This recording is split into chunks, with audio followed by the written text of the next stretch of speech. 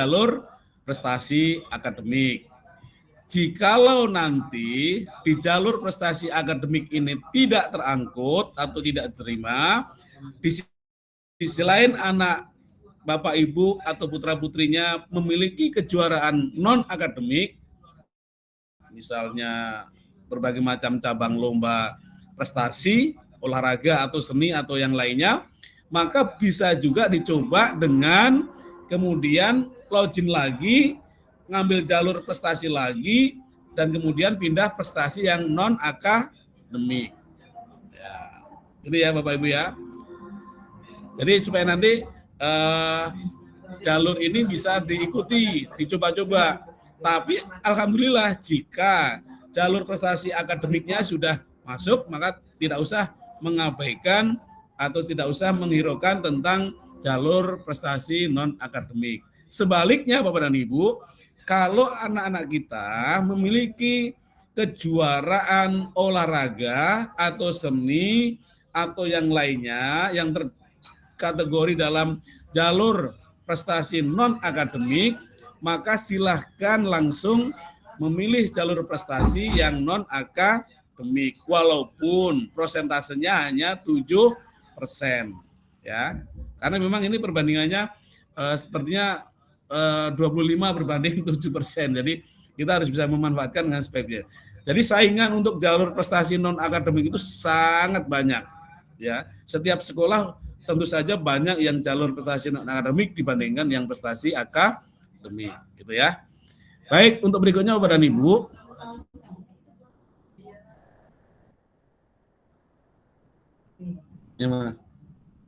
Oh, untuk tadi masih tadi Pak terus untuk ya dalam jumlah calon murid baru melebihi daya tampung, maka dilakukan seleksi sebagai berikut. Ya. 1. Total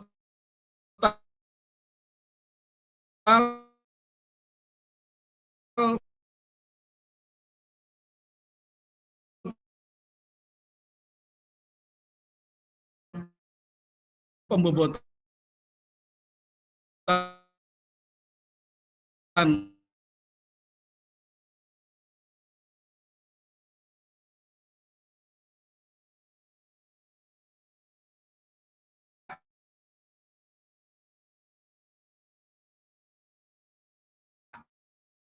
atau ketiga, kalau urutan sekolah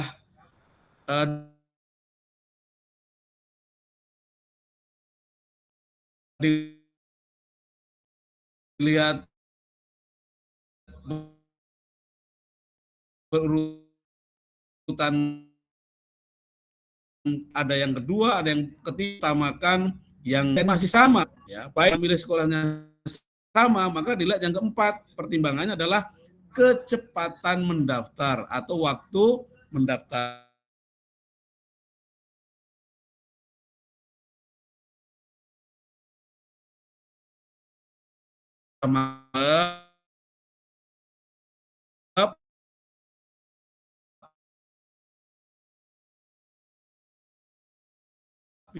Pilihannya sekolah sudah mantap,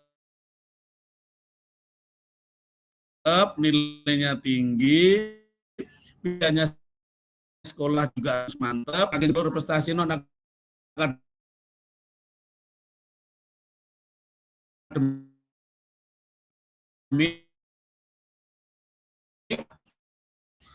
Jika melebihi daya tampung, maka dilakukan seleksi urutanlah daya tampungnya, maka indeks prestasi non akademik. Ya, misalnya kejuaraannya di tingkat nasional atau tingkat provinsi atau tingkat kota madya atau wali kota, gitu ya. Itu yang nanti akan mempengaruhi besar-besaran poinnya, gitu ya. Yang kedua, wilayah penerimaan murid baru prioritas. Tadi sama. Murid baru itu prioritas 1 atau prioritas 2 atau prioritas 3, gitu ya. Yang ketiga, urutan pilihan sekolah. Ya, sama. Dan yang terakhir adalah sama, yaitu waktu mendaftar. Cepat-cepatan atau paling dahulu yang mana? Jika 1, 2, 3 sama, maka yang dipakai yang keempat sebagai urutan seleksinya. Itu ya Bapak dan Ibu ya. Baik, next.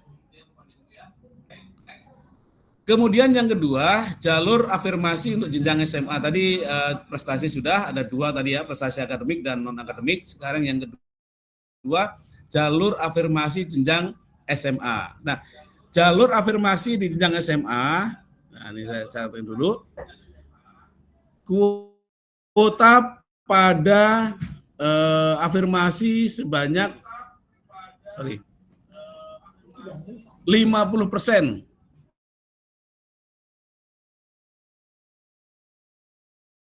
50%. 50 30 ya. Karena 30 ya. Afirmasinya sebentar saya lihat dulu.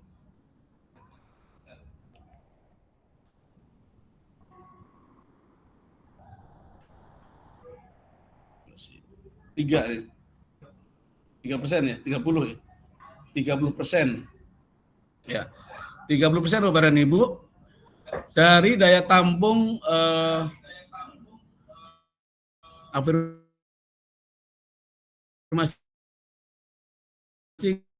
guna menyodorkan disabilitas 2, kemudian penyandang disabilitas. Jadi ini enggak jelas.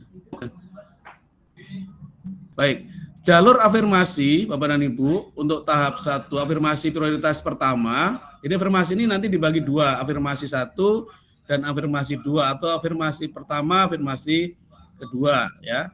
Untuk prioritas 1 yang boleh mendaftar di jalur afirmasi prioritas 1 adalah 1 anak penerima manfaat panti sosial tercatat dalam kartu keluarga panti sosial. Ya, anak panti sosial. Yang kedua, anak tenaga kesehatan yang meninggal dunia dalam penanganan COVID-19 di wilayah provinsi yang dikeluarkan oleh Kepala Dinas Kesehatan. Disabilitas ya, yang terdaftar dalam data dan atau dibuktikan dengan keterangan dari pihak yang berkompeten. Jadi sekali lagi untuk afirmasi prioritas 1 yang boleh mendaftar adalah penerima manfaat dari panti sosial, anak-anak panti.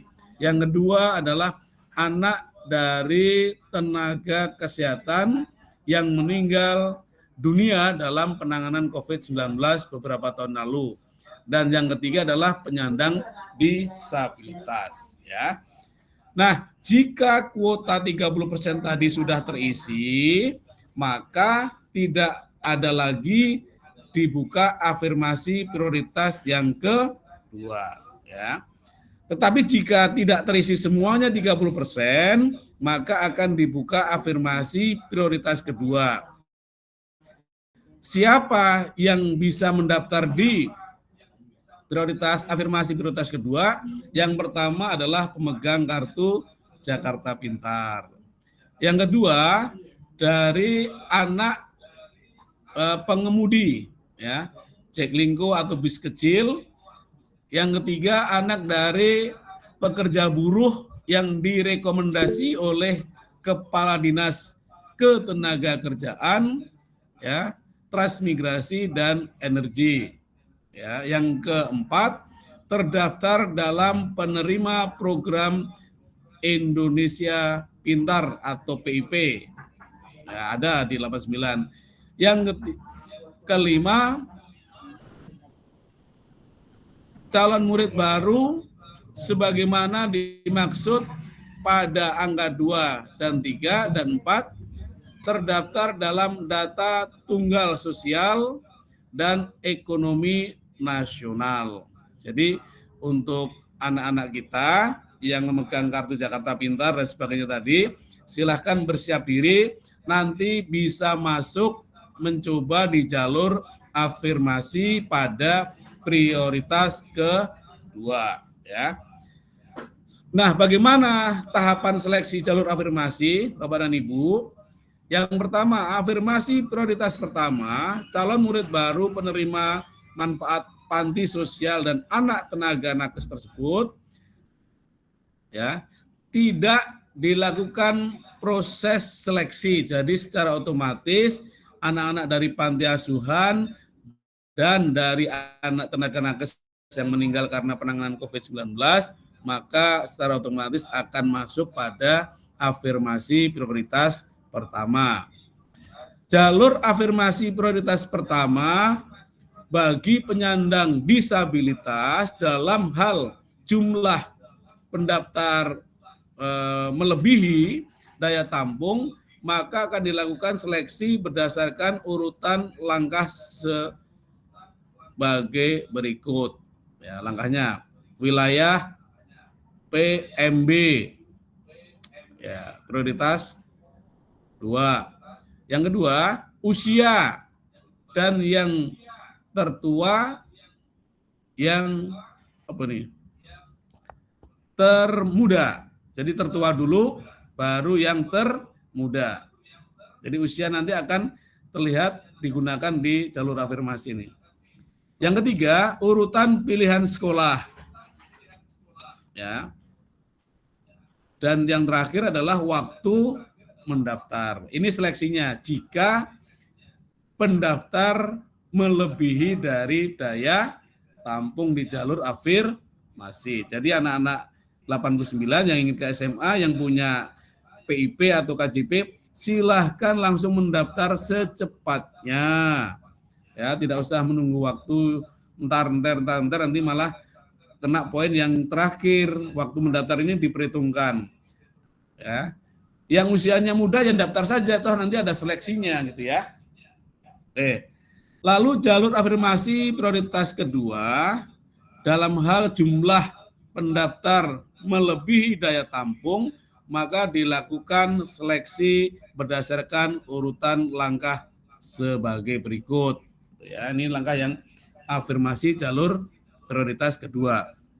Wilayah PMB, pembobotan nilai rapot. Yang ketiga, urutan pilihan sekolah, dan yang keempat adalah waktu mendaftar. Jadi untuk afirmasi prioritas kedua, kalau melebihi kuota nanti ada pembobotan nilai rapot. Kalau melebihi ini ya, kalau kurang sih nggak apa-apa. Baik, next, itu untuk afirmasi di SMA. Lanjut Pak. Udah. Oke, jalur yang ketiga adalah domisili. Ya, domisili. Di jalur domisili ini 30%, ya, 30%. 30%, tadi yang harus 32%. 30% Bapak dan Ibu untuk kuota jalur domisili sebanyak di sini 35%. 30%. Baik, sekitar ini ya nanti ya. Dari daya tampung. Wilayah PNB prioritas kalangan domisili CMB dengan ketentuan sebagai berikut. 1.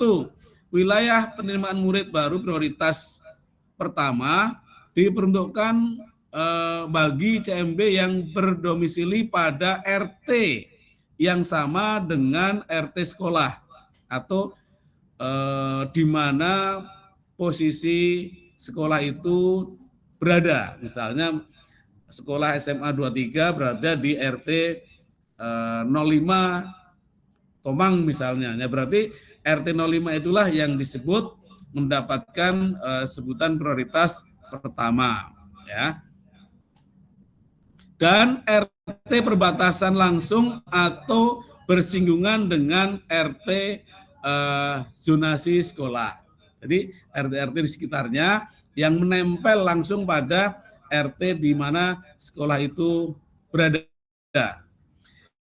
Kemudian wilayah PNB prioritas kedua diperuntukkan bagi calon murid baru yang berdomisili pada RT sekitar sekolah berdasarkan pemetaan. Nah, ini biasanya masih satu RW untuk prioritas kedua ini ya, masih satu RW dengan RT di mana sekolah itu RW-nya berada. Kemudian yang ketiga, wilayah PNB prioritas ketiga diperuntukkan bagi calon murid baru yang berdomisili pada kelurahan yang sama dan atau berdekatan dengan kelurahan lokasi sekolah. Jadi ini minimal untuk prioritas 3 adalah sudah di sekitaran kelurahan, lingkungan kelurahan di mana sekolah itu berada. Makin dekat dengan sekolah di kelurahan itu, misalnya SMA 23 berada di Tomang ya, berarti kelurahan Tomang yang diuntungkan. Kelurahan lain-lain Tomang seperti Grogol dan sebagainya itu masuk prioritas 3, tetapi jarak atau range jauhnya sudah lewat gitu ya. Baik, berikutnya dalam hal jumlah calon murid baru yang mendaftar melebihi jalur domisili, maka tentunya akan dilakukan seleksi sebagai berikut untuk menentukan mana yang bisa masuk. Urutannya yang pertama adalah berdasarkan pembobotan nilai rapot dan presentil nilai rapot gitu ya. Jadi nilai rapotnya terbanyak, presentilnya juga terbanyak, maka ini akan menjadi pertimbangan dalam. Kedua, wilayah penerimaan murid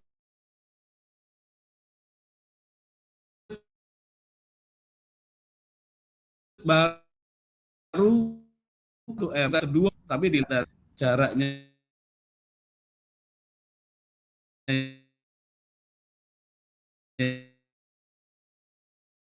yang terdekat. Siapa yang menentukan? Semuanya dilakukan oleh sistem. Jadi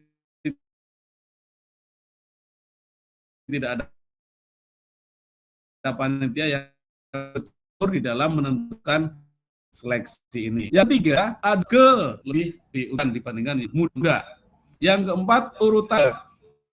Kita memilih urutan pertama, otomatis ini juga menentukan keberuntungan kita dibandingkan urutan sekolah yang kedua atau ketiga. Nah, yang terakhir ini sama adalah kecepatan mendaftar ya. Kecepatan mendaftar ini adalah waktu yang paling cepat mendaftarnya ya. Jadi yang terakhir otomatis nanti dari pertimbangan yang terakhir. Maka yang digunakan adalah yang kelima. Gitu ya. Baik, next, Pak. Nah, yang berikutnya adalah jenjang mutasi ya, untuk jenjang SMA. Ya. Jenjang mutasi untuk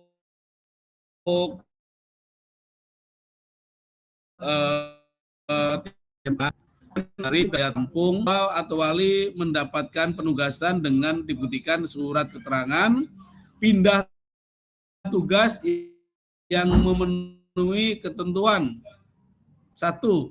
Ditandatanganin paling lama 1 tahun. Nah, kalau pindah tugas jangan baru bulan kemarin atau baru minggu kemarin, ini tidak bisa dipertentangkan. Tapi paling lama 1 tahun sebelum tanggal pendaftaran penerimaan murid baru. Ya. Yang kedua, dikeluar oleh instansi lembaga atau murid baru. Jadi yang mengeluarkan adalah dari lembaga atau kantor atau orang tua. Ya, oke. Yang